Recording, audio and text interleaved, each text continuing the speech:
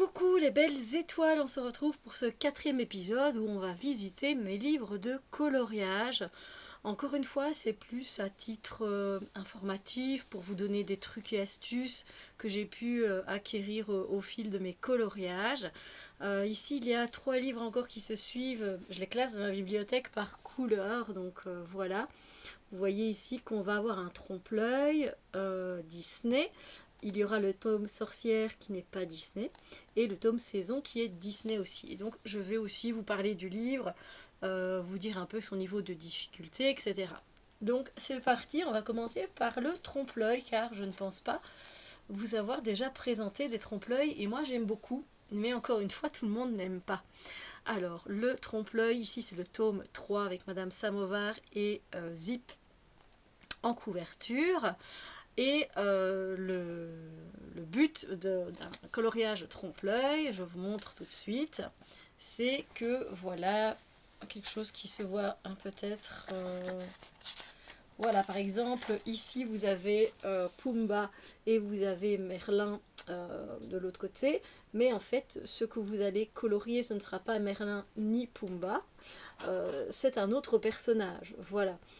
Donc c'est un peu la difficulté, j'ai envie de dire, des trompe-l'œil, c'est que il y a des lignes, en fait, là ils ont fait des lignes plus fines, donc quand vous les mettez généralement des feutres à alcool ou des feutres acryliques, ça va venir recouvrir ces traits-là. Maintenant, pas tout le temps, avec les feutres à eau, ça ne va pas recouvrir tous ces traits, et il y a beaucoup de personnes du coup qui n'achètent pas les tomes trompe-l'œil, parce que on voit encore les lignes en dessous. Moi, je m'en fiche, le but c'est de passer un bon moment de coloriage et je ne cherche pas la perfection, donc il n'y a pas de souci avec ça. Surtout que là, les traits sont assez fins. Il y a des tomes dans lesquels, que je vous montrerai au fur et à mesure des épisodes, qui sont beaucoup plus épais parce qu'ils ont été créés déjà bien avant. Et donc là, ils savent, ils commencent à très bien maîtriser du coup les traits qu'ils doivent donner pour que ce soit plus discret, mais en même temps que ça fasse trompe-l'œil. Ça trompe votre œil sur le dessin. Donc par exemple ici, page 31, donc on a Pumba. Et en fait, vous allez avoir comme personnage, on va aller voir du coup dans les solutions, on aura toujours un personnage relié au dessin animé généralement, mais ça dépend quel trompe-l'œil. Mais ici, nous avons Timon. Voilà, en 31, c'est ça que vous allez colorier. Moi, ça ne me dérange pas. Comme je dis, j'aime beaucoup. J'en ai quelques-uns des trompe-l'œil. Alors, ce que je peux vous dire, du coup, c'est que c'est assez facile. Le tome 3, il est assez... oui, je trouve qu'il est... Au niveau du dessin, il est... ils sont assez faciles, voilà, ils ne sont pas difficiles. Et au niveau de la color story, ma foi, il faut quand même quelques couleurs, mais ça dépend, mais c'est pas non plus le love story ou ce genre de choses. Ou les derniers tomes qui sont sortis où il faut énormément de couleurs. Donc voilà, je ne sais pas si vous allez pouvoir voir du coup les autres traits, mais c'est très facile, donc pour les yeux ça fait pas mal. Je tenais à le préciser parce que ben voilà, moi je porte des lunettes, donc ça peut être embêtant, voilà. Mais là, pas du tout, les lettres sont assez claires, donc vraiment pas de souci. Au niveau dissolution, je ne vais pas tout vous montrer, mais je vais vous en montrer quelques-unes, bien sûr, pour que vous ayez une idée. Les coloriages, je les trouve très colorés, très chouettes à faire. Ce sont des inédits, donc on ne les retrouve pas dans les autres tomes. Donc ça, c'est sympa aussi. Voilà.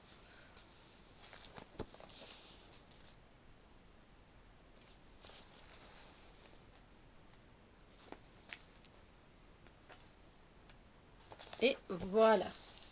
Bon, évidemment, si vous voulez regarder, il y a des vidéos, vous verrez évidemment toutes les solutions et puis vous pouvez directement aller au magasin, vous les regardez vous-même. Je trouve que c'est quand même important de savoir ce qu'on a envie de colorier.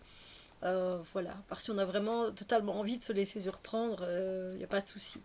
Alors, je vais vous montrer mes colos. Alors, ça c'est un de mes premiers et j'étais plutôt fière de moi. Mais vous allez voir qu'avec ici, c'est au feutre acrylique. Mais les feutres acryliques clairs, on voit les traces en dessous du trompe-l'œil. Donc là, c'est Blanche-Neige. Et si je rapproche tout près, vous voyez que dans son visage, on voit les lignes qu'il y avait en dessous. Et c'était sûrement un nain en plus. Donc voilà. Mais bon, personnellement, j'étais moi très contente et je reste très contente de moi pour ce dessin, pour ce colo.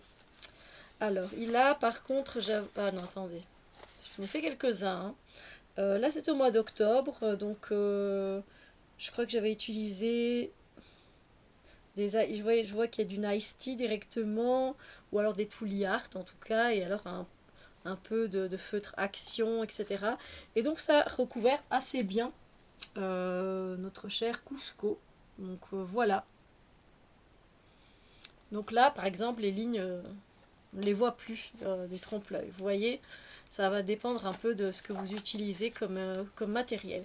Alors ici, je ne suis pas non plus la plus fière de moi, mais c'est pas évident. Moi, les couleurs peau, j'ai un peu de mal. Du coup, notre chère Esmeralda en a pris un coup. Elle est assez bronzée. Mais bon, voilà. Et alors, la couleur de ses yeux, je ne pense pas que c'était ce mauve-là, mais je trouve que ça ressort bien quand même. Voilà, il faut apprendre aussi à accepter les défauts voilà, quand on va colorier. Là, c'était au mois de novembre, mais voilà, trompe-l'œil, je sais qu'avec les peaux claires, je vais retrouver des traces. Alors là, comme ça se voit peut-être pas, mais quand même, si on les voit. Mais voilà, de plus loin, on les voit pas particulièrement, mais voilà. C'était assez fun à faire. Les montres de Ralph, je pense, si je me souviens bien. Ensuite, ça c'était au mois de décembre. Alors là, vous allez voir, je vais vous montrer.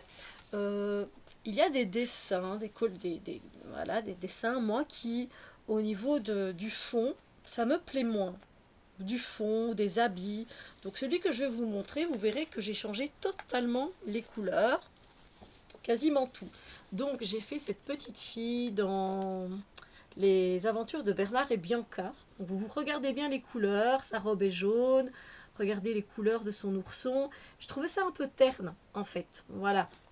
Et du coup moi, donc voilà, j'ai mis derrière elle un mur rose, j'ai changé sa robe, le couleur de l'ourson, son chapeau aussi. J'ai changé parce que c'était pas assez peps pour moi. Mais ça, c'est à vous à un moment donné, vous verrez que vous serez à l'aise pour changer facilement de teinte si le cœur vous en dit et que c'est pas trop compliqué à faire. Donc voilà. Là, on repart au mois d'août et j'avais fait ce coloriage, je pense, avec du Crayola. Voilà, donc là, ce sont des feutres à eau et ça fonctionne très bien aussi.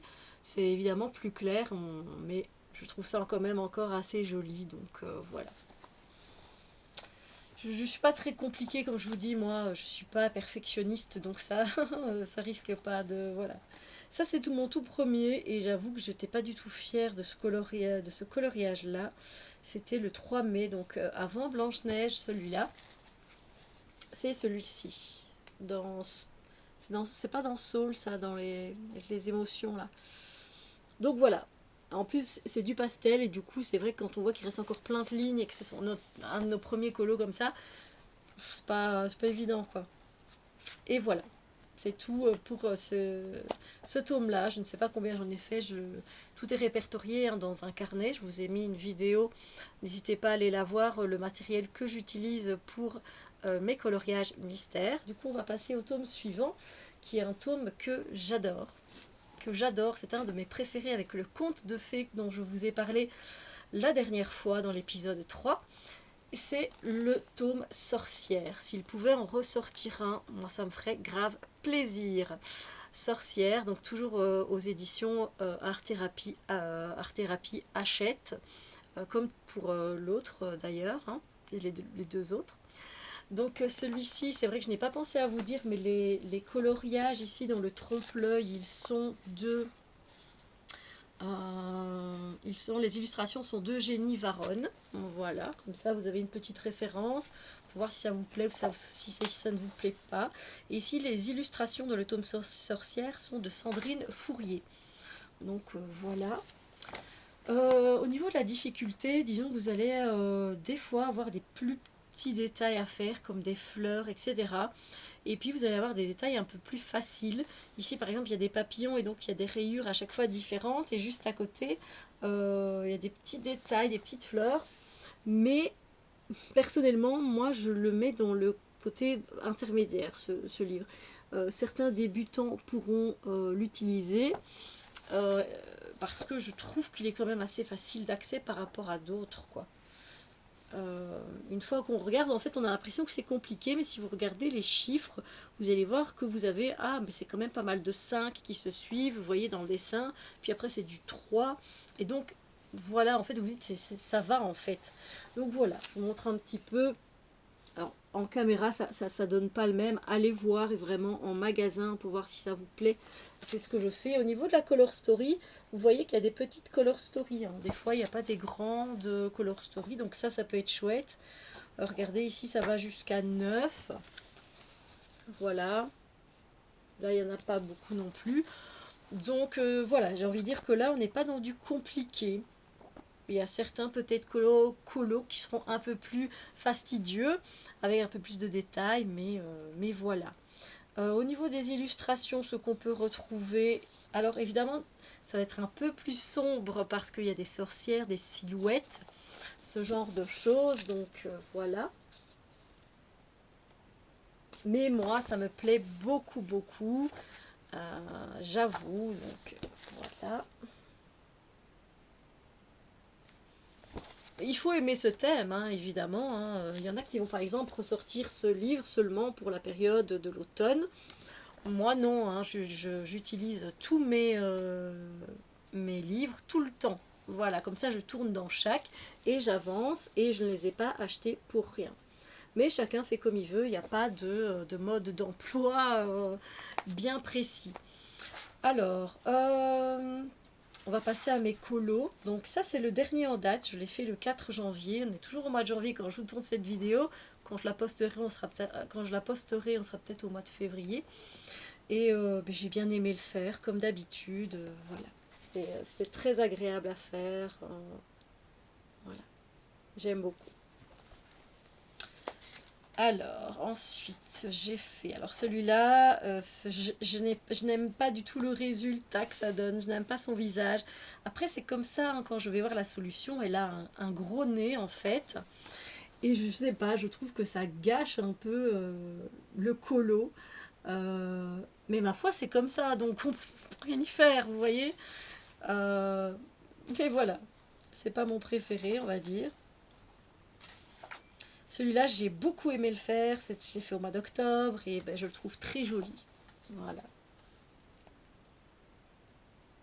Avec les ongles et tout. Et puis moi, je me suis amusée aussi à mettre, je sais pas si vous verrez dans le chapeau, avec la page plastique, on voit pas, mais j'ai mis du feutre acrylique métallisé. Donc voilà, n'hésitez pas un peu, comme je vous ai dit, à customiser un petit peu. Alors ici, je l'ai fait aussi au mois de novembre. Il était très facile, mais on dirait que c'est un enfant qui l'a colorié. Je sais pas. C'est pas... Voilà.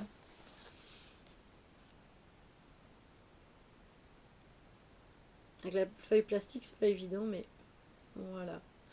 Ma foi, moi ça me détend. Et comme je vous dis, des fois, voilà, le rendu n'est pas pour moi exceptionnel. Alors celui-ci, c'est un défi que ma nièce m'avait lancé. Je sais pas, je n'aurais pas été vers ce dessin-là directement. Mais j'aime bien en fait au final comme ça rend. Voilà, c'est la solution, hein, donc voilà, hein, mais avec le chat. Et c'est bien aussi des fois de demander à des personnes de choisir le colo parce que c'est un colo vers lequel on n'aurait pas été particulièrement, vous voyez, en tout cas pas tout de suite. Donc voilà, ça c'est tout ce que j'ai fait dans le tome Sorcière. Ensuite, on va passer au tome Saison. Et ça, c'est un des plus difficiles que j'ai dans ma collection. Voilà, c'est vraiment pour moi la limite.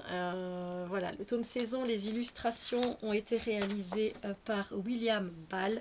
William Ball, il adore les détails. Voilà. Donc le Saison, pour moi, je vous dis, c'est la limite. Alors... Sachez que les prix ont augmenté, on n'est plus à 14,95 €.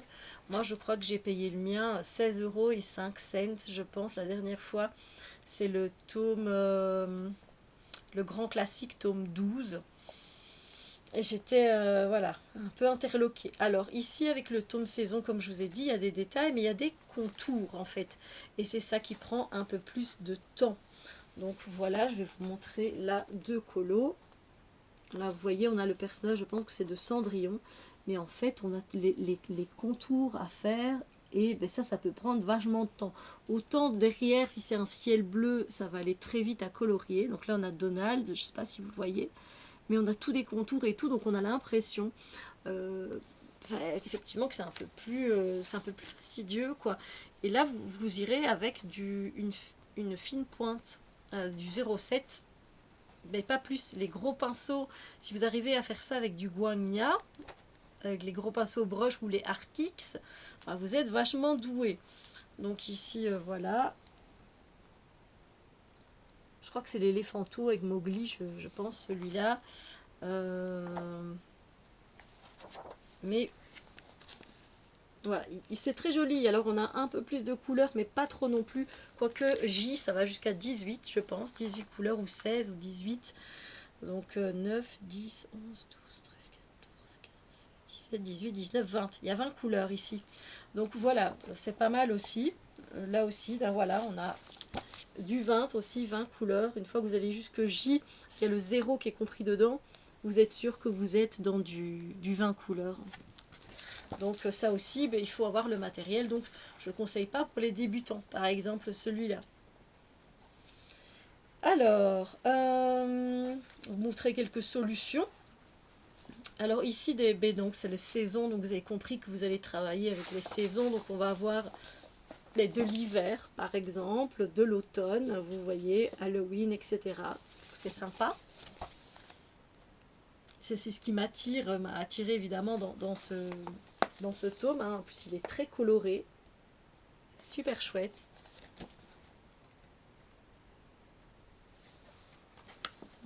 Voilà. On a l'été, le printemps. Voilà. Et puis, on a des scènes inédites. Quoi. William Ball, c'est vrai qu'il aime beaucoup les précisions, les petits détails. Et moi, voilà, c'est la limite. C'est la limite. Les autres, je pense que non, je crois que c'est le seul que j'ai où c'est lui qui a fait les colos, les illustrations. Donc maintenant, on va le feuilleter. Hein, on visite mes colos. Donc ça, c'était au mois de juillet. Et alors, qu'est-ce que j'ai eu du mal à faire les visages? On dirait Jasmine, son nez, sa bouche, Aladdin, mon Dieu. J'ai galéré à faire ce tapis enneigé. Voilà. Alors, les nuages, non. Et c'est même moi qui ai rajouté voilà, les flocons de neige qui tombent. Mais les visages, j'ai vraiment eu du mal. J'en ai pas fait énormément, je crois, dans celui-là. Après, je suis à peu près à égalité dans tous, vu que je tourne dans tous, hein, comme je vous l'ai dit. Ici, on est au mois de mai, et c'est mon premier. Je trouve qu'il est mieux réalisé que Aladdin, Jasmine et Aladdin. Donc c'est Cendrillon avec Jack. Voilà. Et j'ai bien aimé le faire en fait. Et là vous avez des contours colorés. C'est ça qui vous donne aussi le fait que vous ayez beaucoup de couleurs. Vous voyez les contours de sa robe c'est bleu, le contour de ses bras bah, du coup c'est taupe on va dire. Et ainsi de suite. Donc évidemment ça fait toujours un peu plus de couleurs. Alors ensuite, ça j'ai adoré le faire celui-là. Moi c'est un de mes préférés, c'est Alice au pays des merveilles. Et je me suis éclatée, vous voyez que j'ai mis du métallique pour sa robe. Ah, je me suis éclatée à faire celui-là. J'adore. Ouais, j'ai vraiment kiffé. Donc comme quoi, voilà. Hein,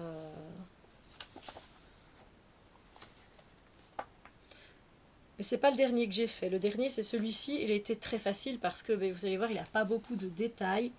Donc facile à faire. Voilà. Il y a un grand ciel bleu. Là, vous voyez là, les arbres de deux couleurs. Donc, il y en a qui sont beaucoup plus accessibles. C'est pour ça que je vous dis que c'est la limite pour moi. Donc, voilà. Ici, je l'avais fait au Crayola. Et je me rends compte que les Crayolas, franchement, ça donne quand même pas mal. Sauf pour la peau, je prends toujours de l'acrylique. Ça, c'est notre cher Ariel. Et vous voyez, au feutre à eau, ça rend quand même pas mal du tout. Je sais pas ce que vous en pensez. Mais ouais, moi, je trouve ça sympa. Alors oui, il y a des traces, hein, évidemment. J'avais fait au mois de novembre notre cher Mini, voilà, que je trouve quand même bien réussi. C'est pas facile de trouver des couleurs en fait de neige en fait. Vous voyez, de faire les ombres là, voilà, de la boîte aux lettres, le côté un peu plus neigeux ici. Ouais, parce que c'est pas spécialement tout blanc tout le temps, donc voilà. Et c'est le dernier que enfin, c'est le dernier que j'ai à vous présenter dans ce tome-là. Voilà, écoutez, on a visité du coup 3 tomes différents, hein. On a visité le Trompe-l'œil, tome 3 au niveau de Disney. On a été visiter les sorcières et on a été visiter le Saison. J'espère que les petits trucs et astuces que je peux vous donner tout au long de la vidéo vous font plaisir. Et n'hésitez pas à mettre un like à la vidéo, ça fait plaisir aussi. Ça me donne envie de continuer ce genre de contenu. Et n'hésitez pas aussi à me parler, vous, de vos coloriages. Si vous avez ces livres-là, de venir me dire ce que vous en pensez en commentaire. Sur ce, moi, je vous fais plein de bisous lumineux et je vous dis à très bientôt pour d'autres vidéos. Salut!